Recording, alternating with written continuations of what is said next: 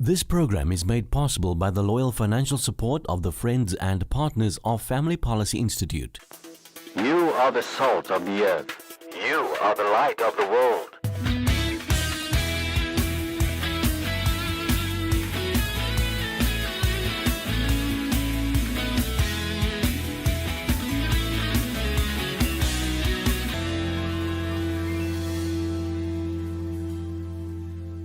Good evening and welcome to the program. I've invited into studio the Deputy Chairperson of the CRL Commission and also the Chief Executive Officer of the Commission to come and talk to us about the final report on the commercialization of religion and abuse of people's belief systems. Now, both these men are in Cape Town, and on the 27th of June, they made a presentation to Parliament regarding this issue. So, gentlemen, I want to welcome you to the studio and thank you for coming in to talk to us. Thank you so much. Thank you so much, and we want to greet your viewers. Thank you. So, I'll start with you, Mr. Mafadza, as the Chief Executive Officer of the CRL Commission. You've been in the studio before, and so you're in Cape Town to make presentation to Parliament. There are concerns about, as you know, about the CRL Commission's recommendations. And it obviously centers around freedom of religion and the threats against that. So when you were at Parliament, are you proposing a piece of legislation, a bill to regulate religion? What was the purpose of your visit to Parliament? Yeah, as we've indicated in the past, Errol, we're proposing the amendment to the CRL Act 19 of 2002. We're not proposing a new bill at all.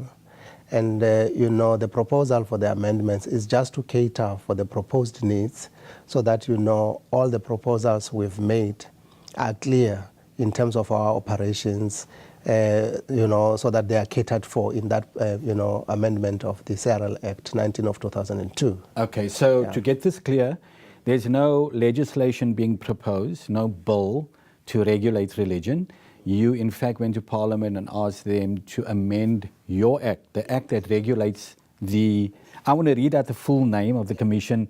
It's the Commission for the Promotion and Protection of the Rights of Cultural, Religious and Linguistic Communities. Yes. And that is a mouthful, so that's why we just call it the CRL Commission. Yes. So you're asking them to amend the act that governs your commission so that you can do what you're planning to do here, what you're proposing. Yes. So we have the final report, and the final report is suggesting, amongst other things, to create or establish a system of oversight and governance for religions in South Africa. That is Christian religion, the Islamic religion, Hinduism, all these kind of things. Yeah. And as far as I know, it's because of all the abuses and problems that you have picked up in the investigation that you have done since last year into religion. And you're saying this is the way we're going to solve the problem. But here are some of the concerns by some groups with the proposals you're making. And one of them is that amending the Act enables the CRL Commission to be the final arbiter of religion in South Africa. And you're going to establish the structure, the extensive structure, to license and therefore control religion. What is your response to that?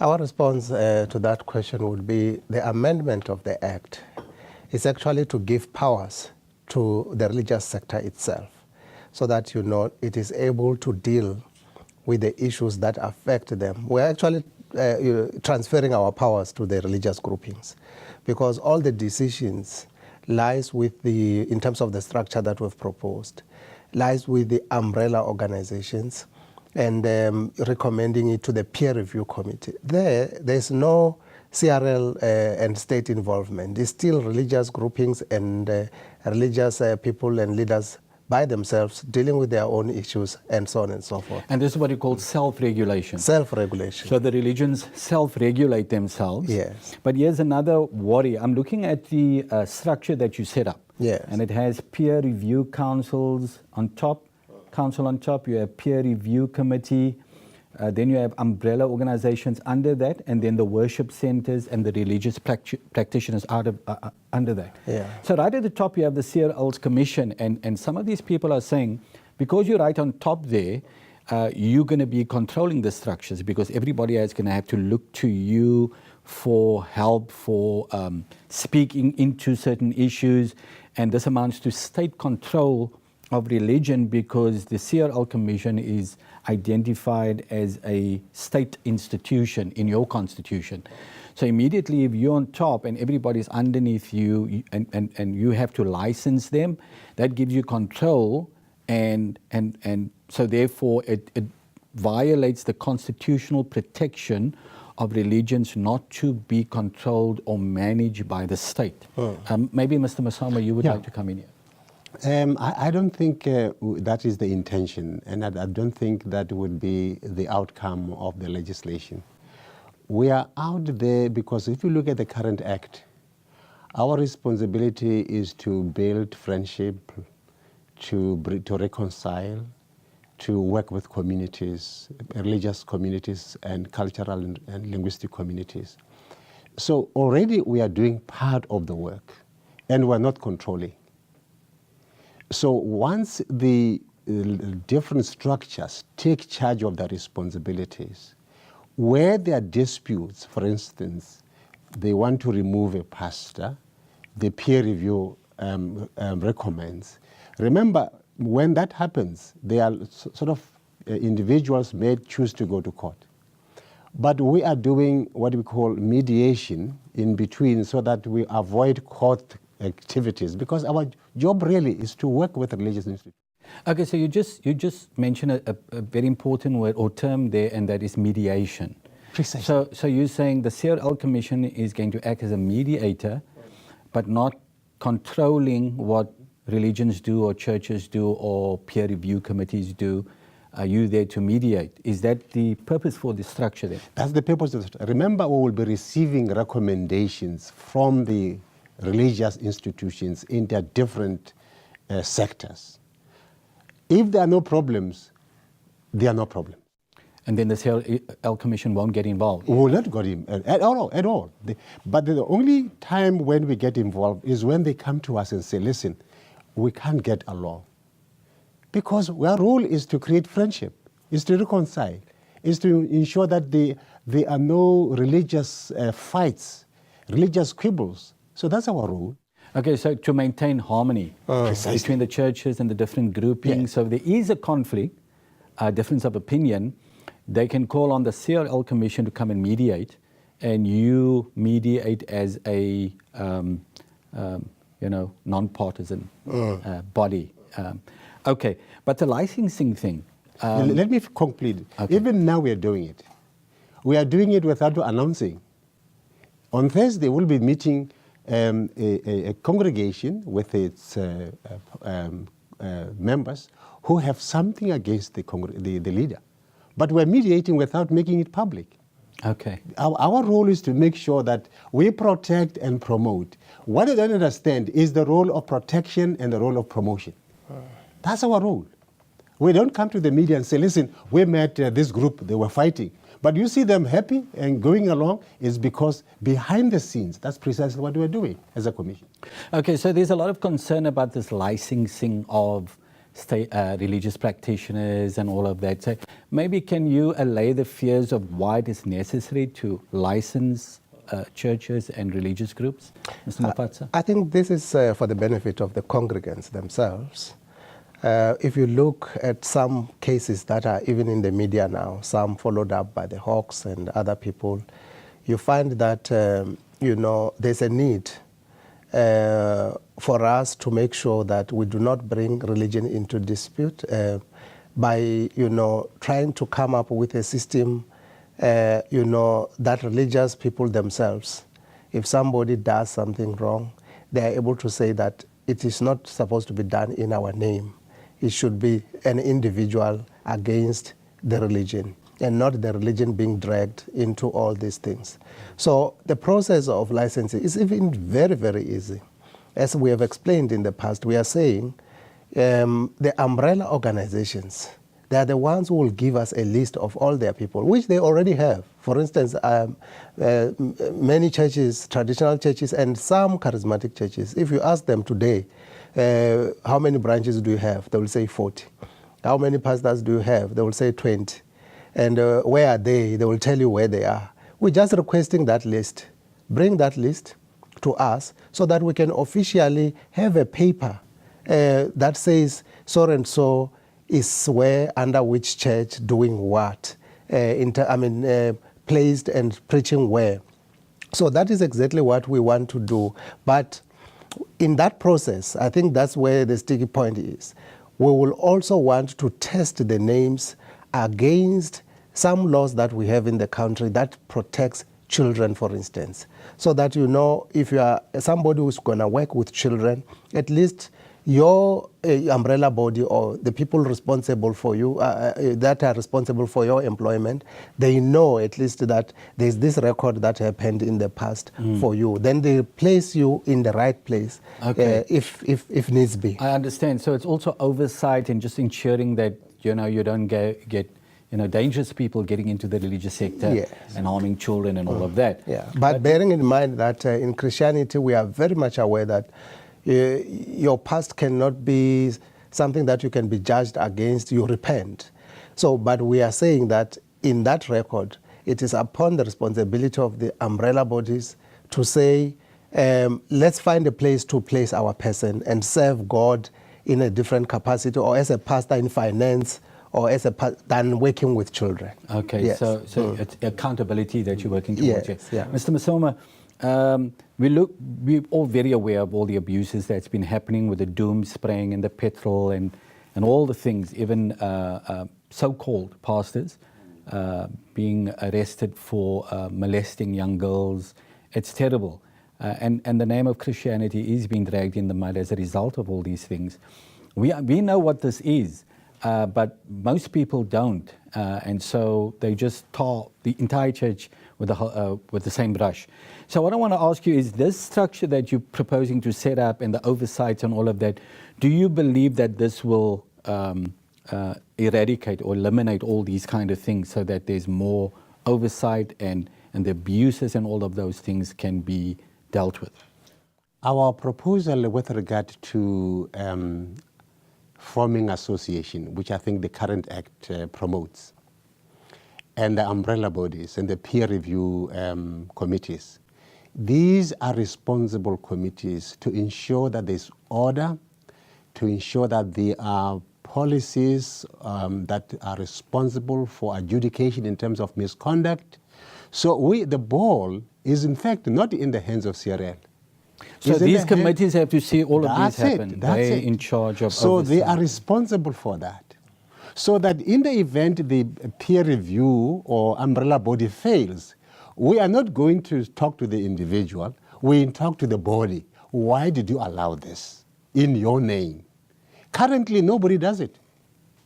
Nobody does it. You say there's no oversight of all of these independent churches, and that's why we're seeing a lot of the abuse. You see, I've just seen a statement from one group that says we condemn this. It's at a distance because it's not your member. We want to go beyond condemnation and deal with the behavior within the context of that sect of religion. So they will call upon the sect of religion to tell us what is going on, because these are happening in your name. Your name is dragged into the mud.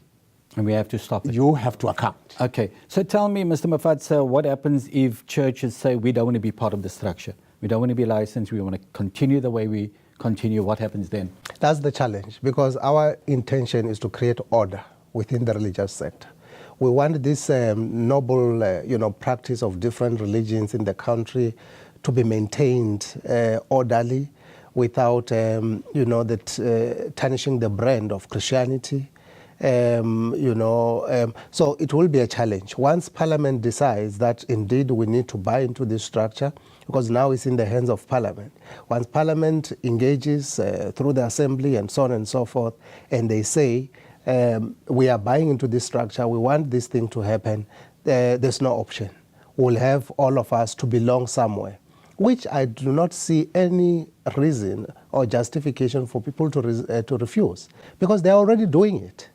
Many churches are in certain formations, belonging either to Clefa, belonging either to Fossa, for instance, belonging or either to even other places. They are already there. We just want to formalize it so that it can be, even those that do not have a home, they also find a home. If they don't find a home to the existing structures, they have the responsibility also to form new structures for themselves so that they can belong. Ultimately, your objective is to get oversight. So everybody belongs, there's oversight, there's cover, so you don't have what is happening. Mr. Mosoma, are you satisfied that this in no way violates freedom of religion, belief and association enshrined in the Constitution? Because obviously, as you know, this is the main concern of churches out there, that there is going to be state intrusion and control of the churches, the way they believe, the things they do, and it's unconstitutional. So are you satisfied, having worked through all of this, put it together, consulted with Parliament, you satisfied this is not unconstitutional? In fact, we have consulted constitutional experts who are academics and practitioners. What we are proposing in no way fringes on the rights of religion and freedoms at all. We are dealing with systems to bring order, because in any case, the role of government is to protect its citizens. If citizens are being abused in the name of whatever, religion, whatever processes, government has a way to say, this must come to us. And we're not saying people must not believe whatever they believe. They may believe the moon, the water, whatever. As long as that belief should not translate in harming the dignity of a human person. At the heart of this is the human dignity. I mean, if people crawl and eat grass, it's the highest level of humiliation. Highest level of humiliation. And these must be protected. I mean, yesterday I argued that some argue about consensus. And I said that you must also argue about consensus with perceived benefit. If somebody says to you, I'm going to heal you if you do this, the perceived benefit is what makes me concede to you doing whatever you do to me. But it may be that the end result of the perceived benefit does not come to pass. You see? But what we look at, we say you consented, and yet there was what you call a dangling of perceived benefit in the process. Okay. I think I understand your arguments. We're going to speak to another organization about their concerns, and we want our viewers to understand, and I'm so glad you explained it as well as you did, because the main fear, as I said, and I will repeat, is the fear of state control and intrusion into religion, and our Constitution specifically prohibits that. And I'm beginning to understand what you're proposing, and as it's worked out, Parliament begins to, it's still a long process, a long way to go as Parliament considers all of this. But I agree with you in one thing, and that is that we have to get rid of the abuse, what is happening to people, and the name of Christ and the church being dragged through the mud by a few people. Most of the churches are doing incredibly good, wonderful work, seeing to the needs of people. It's a few people that's undermining that. So, Mr. Mafadza, Mr. Mosoma, once again, I want to thank you for coming into the studio to talk to us, helping us understand these issues. And we're going to have you back in the near future just to keep us updated with the progress of the CRL Commission's recommendations. Thank you, and God bless you. Thank you so much for having us.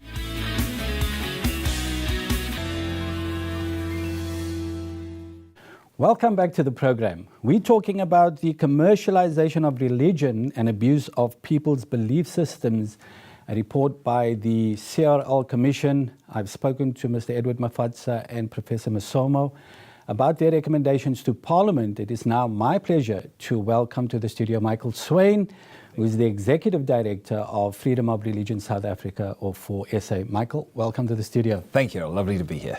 Now, we're talking about an investigation that's been done by the CRL Commission for the past 3 years. You guys, amongst others, have made recommendations and submissions to the CRL Commission about your concerns. and you're still unhappy about a number of things. You sent out a press release, and I've asked both the CEO and the chairperson, deputy chairperson, about the concerns that you guys have and many other churches in the country about essentially the issues of freedom of religion.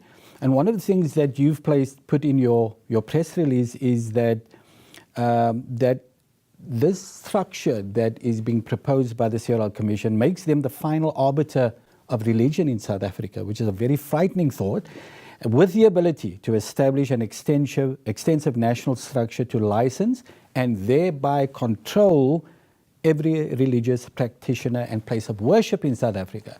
Now, I've asked both of them that, and they said, no ways. This is not their intentions, not what they want to do. They're acting as mediators. They don't play any role in controlling or telling people what to do. What is your response to that?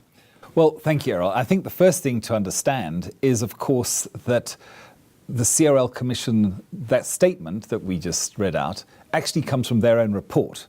In their report, they state very categorically and clearly that they will be and are the final arbiter of religion in South Africa. So to distance themselves from their own statement in their own report is actually rather strange in and of itself. But let me just say this, that the CRL Rights Commission is an institution of state. It is a Chapter 9 institution. It is defined by the Constitution. It has been given certain powers and prerogatives by the Constitution. And the appointees, from the Commissioner to the Chairlady and on down, are made by the President. And therefore, there is absolutely no doubt that they are an institution of state. Secondly, and very importantly, if you look at the powers and prerogatives that they've been granted by the Constitution and the CRL Act, their role and responsibility is to be essentially an advisory body. That's what they're there to do. They are not there, and there is never an intention on behalf of really those Chapter 9 institutions, with the exception of the Public Protector, for them to actually take executive roles.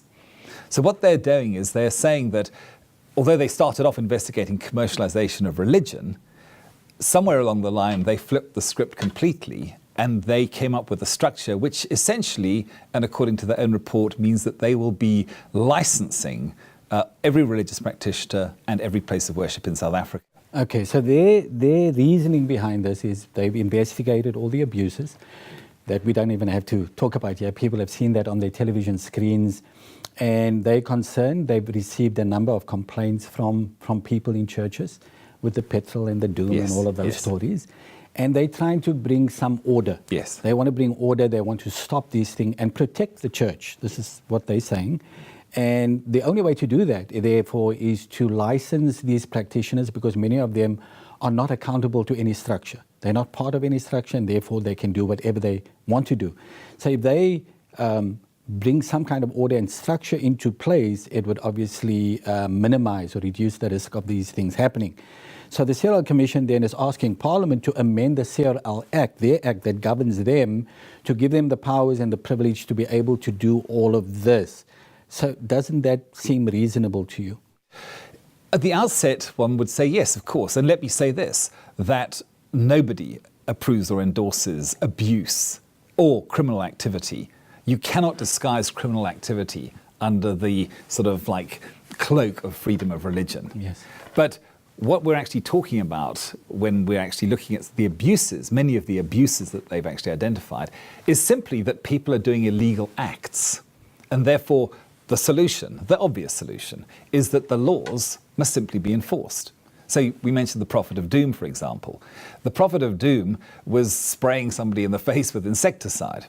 Now, although the CRL wrung their hands a little and said there was nothing they can do, actually the law was effectively enforced and applied by the Limpopo Department of Health, who took the Harmful Substances Act and got an interdict against that man to prevent him from not only spraying doom, but doing any other similar activity. And if he then breaches that, he will go to jail. So what we're seeing is that they have identified certain criminal activities, whether it's people who are money laundering, whether it's people who are using non-profit organizations and simply going way beyond the profit allowances that are there. That's a SARS issue. Whether it's people who are keeping children out of school. The School Act governs that.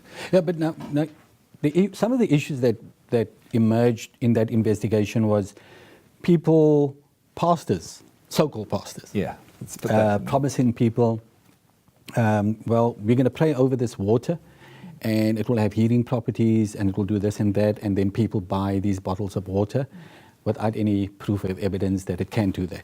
People praying over the fingers of women, ring fingers, and saying, give us 5,000 Rand, we pray for you, you're going to get a husband and a wealthy husband, and all kinds of claims that one can, obviously identify as abuse. How does the CRL Commission or any, even law deal with issues like that? Because essentially it's a theological issue. Because the people are claiming, well, this does heal. God told me. So who can say it doesn't? These are the kind of abuses and issues that I think the church has to deal with. And I can't see how the CRL Commission is going to deal with this. So how do we deal with these issues? Well, I think you probably hit the nail on the head. The church has unfortunately been far too silent on some of these things.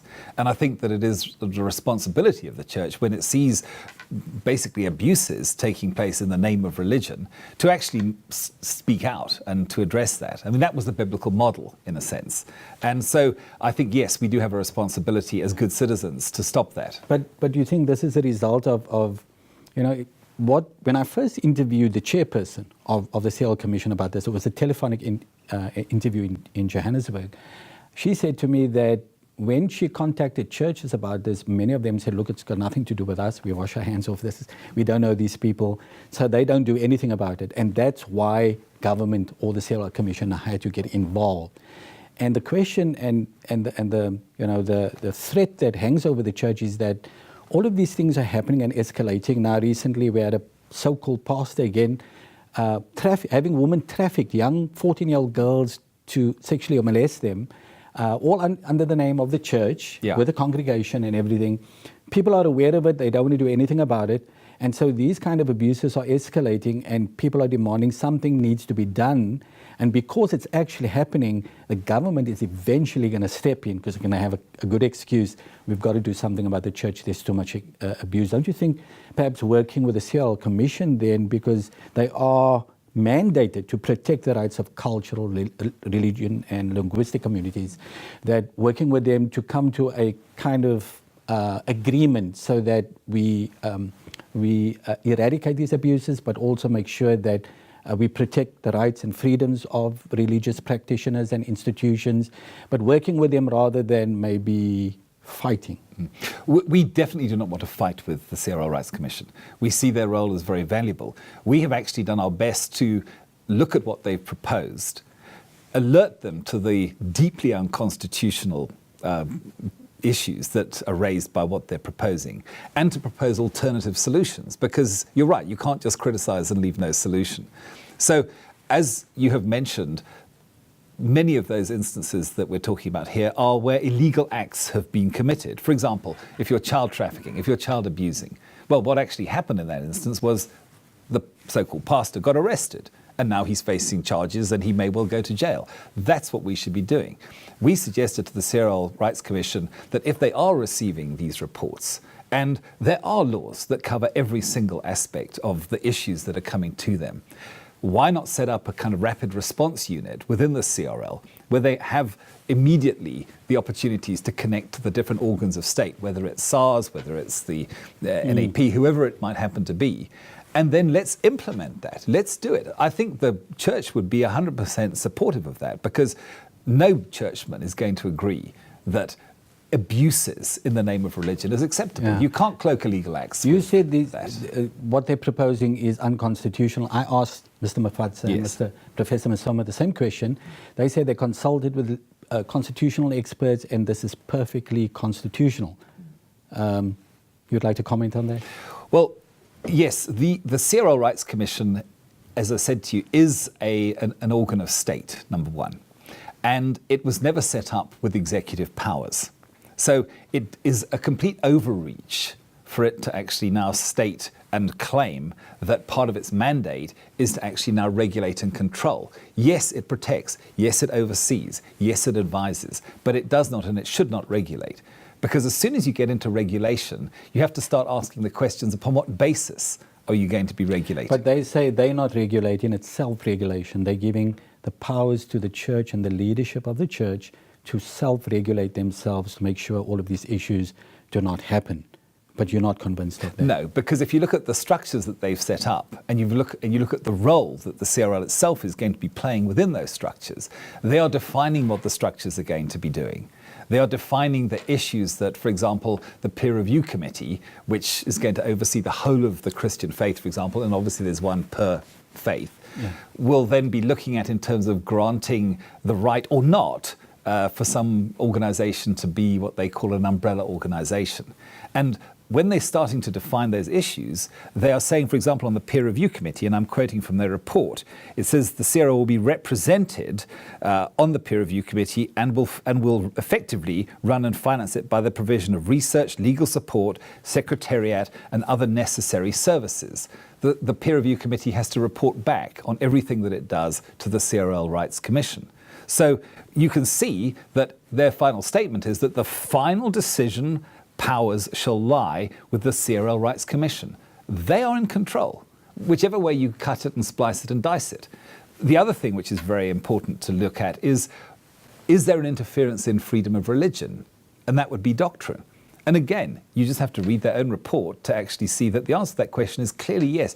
There must be inevitably an interference or an evaluation or an assessment of what they may or may not consider to be acceptable doctrine. Okay. And if they don't consider it, then you're going to have a problem because they're going to say no. Can I just read you what they say in the report? Okay. It says here that the umbrella organisation, when applying for recognition, has to, and here I quote, set minimum standards of good governance, ethics, and acceptable religious practices as per their religious doctrine. And they also have to be able to ensure that a member of this umbrella organisation remains on a good spiritual path. It's very difficult to do that if you're saying that there's no oversight of doctrine and no doctrinal interference. Yeah, well, what they said to me is as far as doctrine is concerned, it is the leadership of the church that determine that. So if somebody comes along and saying spraying doom in somebody's face is part of our religion, then the leadership can say, no, it isn't. That's actually an abuse. It doesn't belong to the Christian faith. There's nothing biblically that can justify that. That's what they're saying. They're trying to control, because in the investigation, apparently, they've asked people, when you did this, when you prayed for people's fingers and you prayed over water and all the other things and asked people to buy it, and they said, well, the Lord told us to do it. This is part of our faith, and we get direct instruction from God himself. And so they're sitting there and say, how can we argue with that if this man's hearing from God? What they want to do is set up a structure so that people, if they consult broadly with religious leaders, can perhaps say, no, that isn't true. They're actually using that as an excuse for abuse. But nevertheless, the Commission has now gone to Parliament. Yes. And they've made their final report presentation. They're asking essentially for the amendment of their act to allow them to do all these things and set up the structure.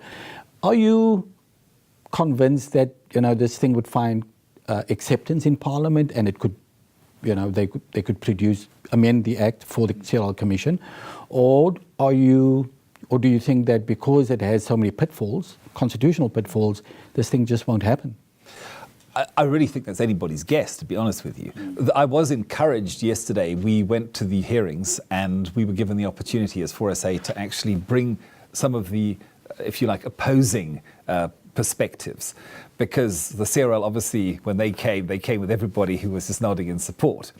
And when we, first of all, stated who we represented in terms of our constituency, and we represent over 6 million people from different denominations and churches and what have you, and began to point out some of the unconstitutional aspects and process concerns and other things, we have now been invited back to the committee to actually make a presentation on this. So it's not just us, by the way. There are multiple churches, from the Anglicans to the Methodists to the Catholics. You just about take your pick of one, and nobody is in agreement with this. I think the big concern is, why are the CRL Rights Commission not listening to these alternative voices? The Charter for Religious Freedom, which I'm sure you're also aware Yes. of, they came out strongly against the recommendations. Not the principle. The principle of actually preventing abuse, everybody agrees upon. But their solution to it is the real issue. It is unconstitutional, it is unnecessary, and it is unworkable.